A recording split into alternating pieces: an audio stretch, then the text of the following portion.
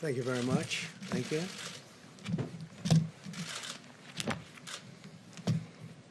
Good evening. I'd like to provide the American people with an update on our efforts to protect the integrity of our very important 2020 election. If you count the legal votes, I easily win. If you count the illegal votes, they can try to steal the election from us. If you count the votes that came in late, we're looking at them very strongly, but a lot of votes came in late. I've already decisively won many critical states, including massive victories in Florida, Iowa, Indiana, Ohio. To name just a few, we won these and many other victories despite historic election interference from big media, big money, and big tech. As everybody saw, we won by historic numbers. And the pollsters got it knowingly wrong. They got it knowingly wrong. We had polls that were so ridiculous, and everybody knew it at the time. There was no blue wave that they predicted. They thought there was going to be a big blue wave. That was false. That was done for suppression reasons. But instead, there was a big red wave. And it's been properly acknowledged, actually, by the media. They were, I think, very impressed. But that was after the fact. That doesn't do us any good. We kept the Senate despite having twice as many seats to defend as Democrats.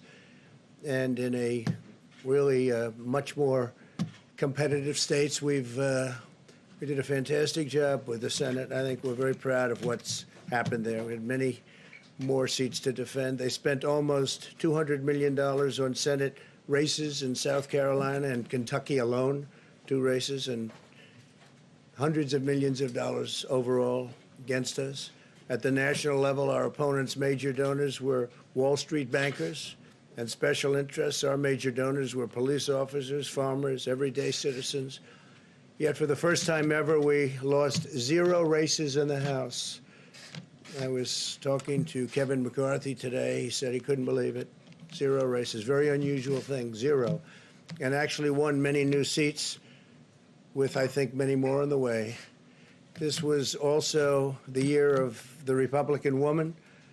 More Republican women were elected to Congress than ever before. That's a great achievement. I won the largest share of non-white voters of any Republican in 60 years, including historic numbers of Latino, African American, Asian American, and Native American voters, the largest ever in our history.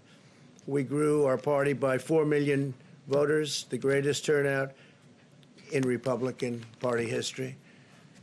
Democrats are the party of the big donors, the big media, the big tech, it seems, and Republicans have become the party of the American worker, and that's what's happened. And we're also, I believe, the party of inclusion.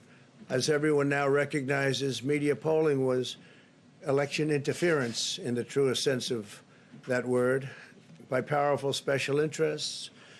These really phony polls, I have to call them phony polls, fake polls, were designed to keep our voters at home, create the illusion of momentum for Mr. Biden, and diminish Republicans' ability to raise funds. They were what's called suppression polls. Everyone knows that now. And it's never been used to the extent that it's been used on this last election.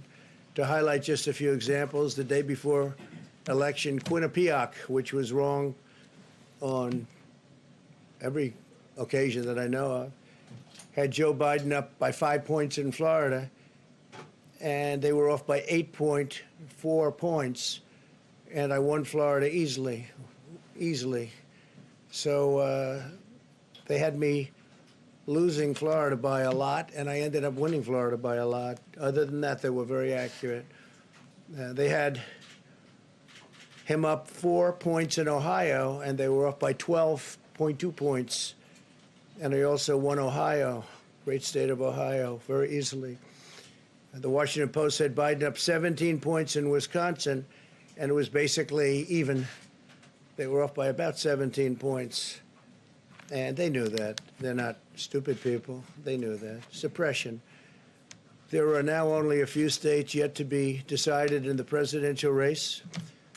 The voting apparatus of those states are run in all cases by Democrats.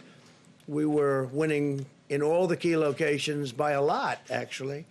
And then our numbers started miraculously getting whittled away in secret, and they wouldn't allow legally permissible observers. We went to court in a couple of instances, and we were able to get the observers put in. And when the observers got there, they wanted them 60, 70 feet away, 80 feet, 100 feet away, or outside the building to observe people inside the building. And we won a case, a big case, and we have others happening. There are lots of litigation, even beyond our litigation. There's tremendous amount of litigation generally because of how unfair this process was. And I predicted that. I've been talking about mail-in voting for a long time. It's really destroyed our system. It's a corrupt system, and it makes people corrupt even if they aren't by nature, but they become corrupt. It's too easy. They want to find out how many votes they need, and then they seem to be able to find them.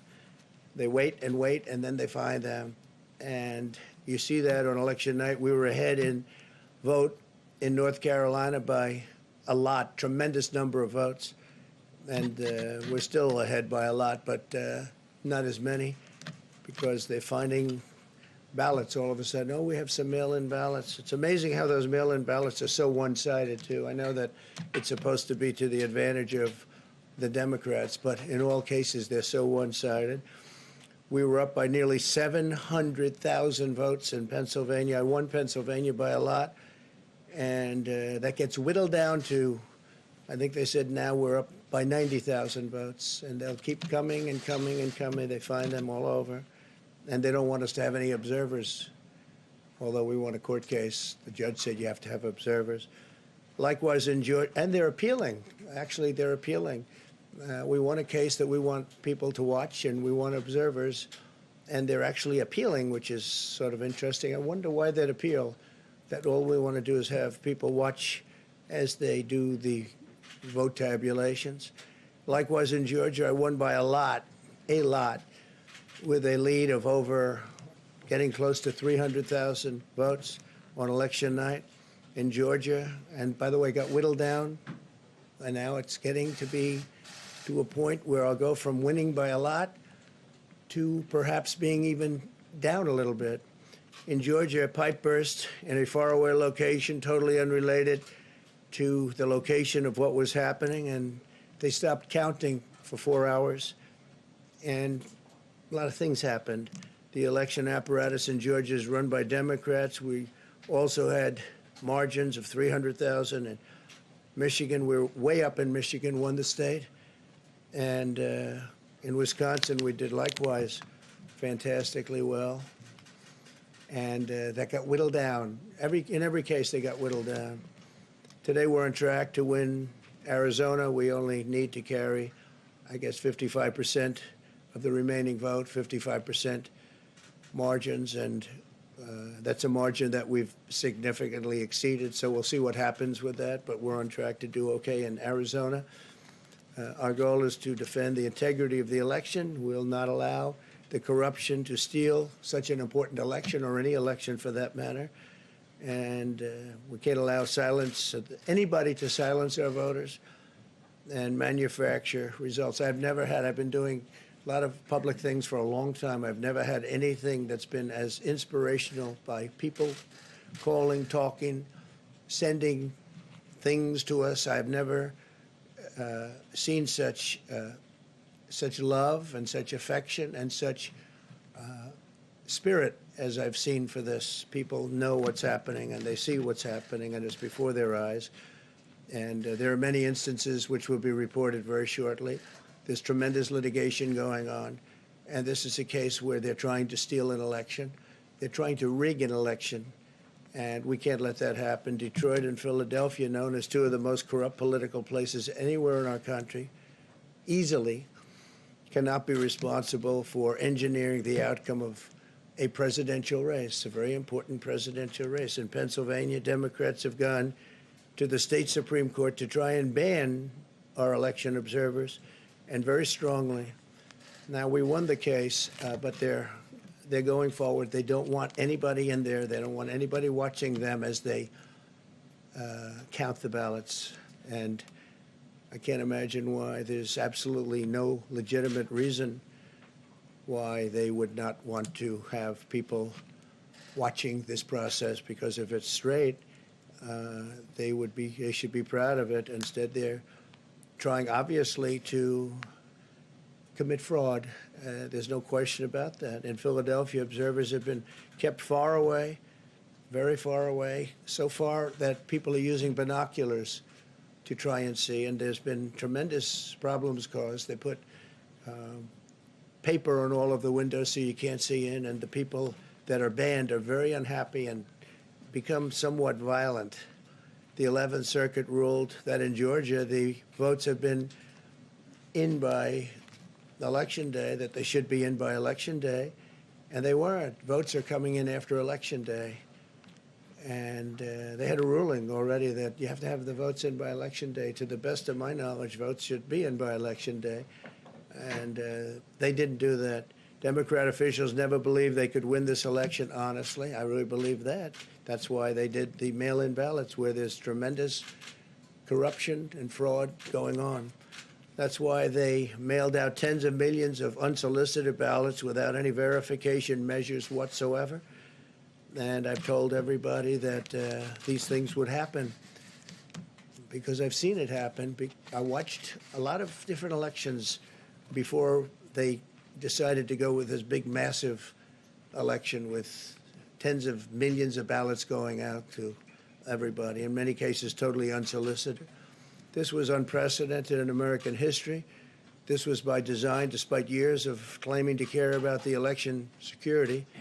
They refused to include any requirement to verify signatures, identities, or even determine whether they're eligible or ineligible to vote. People are walking in there. They have no idea. They're just taking numbers. They're writing down things, the workers, and doing a lot of bad things. And we have a lot of information coming and litigation that you'll see that will shake even you people up. And you've seen it all. The officials overseeing the counting in Pennsylvania and other key states are all part of a corrupt Democrat machine that you've written about, and for a long time you've been writing about the corrupt Democrat machine. I went to school there, and I know a lot about it. It hasn't changed. It's a long time ago, and hasn't changed. It's gotten worse. In Pennsylvania, partisan Democrats have allowed ballots in the state to be received 3 days after the election, and we think much more than that.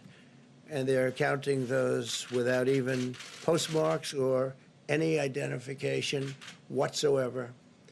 So you don't have postmarks, you don't have identification. There have been a number of disturbing irregularities across the nation. Our campaign has been denied access to observe any counting in Detroit. Detroit is another place, and I wouldn't say it has the best reputation for election integrity. Poll workers in Michigan were duplicating ballots, but when our observers attempted to challenge the activity, those poll workers jumped in front of the volunteers to block their view so that they couldn't see what they were doing. And it became a little bit dangerous. One major hub for counting ballots in Detroit covered up the windows again with large pieces of cardboard, and so they wanted to protect and block the counting area. They didn't want anybody seeing the counting, even though these were observers who were legal observers that were supposed to be there. In Detroit, there were hours of unexplained delay in delivering many of the votes for counting. The final batch did not arrive until 4 in the morning, and even though the polls closed at 8 o'clock, so they brought it in, and the batches came in, and nobody knew where they came from. We've also been denied access to observe in critical places in Georgia. In multiple swing states, counting was halted for hours and hours on election night, with results withheld from major Democrat-run locations only to appear later. And they suddenly appeared, and they all had the name Biden on them, or just about all. I think almost all. They all had the name Biden on them, which is a little strange. I challenge Joe and every Democrat to clarify that they only want legal votes, because they talk about votes, and I think they should use the word legal votes. We want every legal vote counted, and I want every legal vote counted. We want openness and transparency, no secret count rooms, no mystery ballots, no illegal votes being cast after Election Day.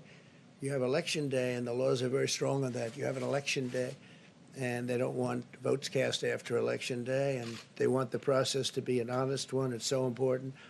We want an honest election, and we want an honest count, and we want honest people working back there because it's a very important job. So that's the way this country is going to win. That's the way the United States will win, and we think we will win the election very easily. We think there's going to be a lot of litigation because we have so much evidence, so much proof, and it's going to end up perhaps at the highest court in the land. We'll see. But we think there'll be a lot of litigation because we can't have an election stolen like this. And I tell you, I have been talking about this for many months with all of you, and I've said very strongly that mail-in ballots are going to end up being a disaster. Small elections were a disaster. Small, very easy-to-handle elections were disastrous. This is a large-scale version, and it's getting worse and worse every day. We're hearing stories that are horror stories, absolute horror stories, and we can't let that happen to the United States of America. It's not a question of who wins, Republican, Democrat, Joe, myself. We can't let that happen to our country. We can't be disgraced by having something like this happen. So it will be hopefully cleared up, maybe soon, I hope soon, but it'll probably go through a process, a legal process. And as you know, I've claimed certain states, and he's claiming states, and we can both claim the states, but ultimately I have a feeling judges are going to have to rule. But there's been a lot of shenanigans, and we can't stand for that in our country. Thank you very much.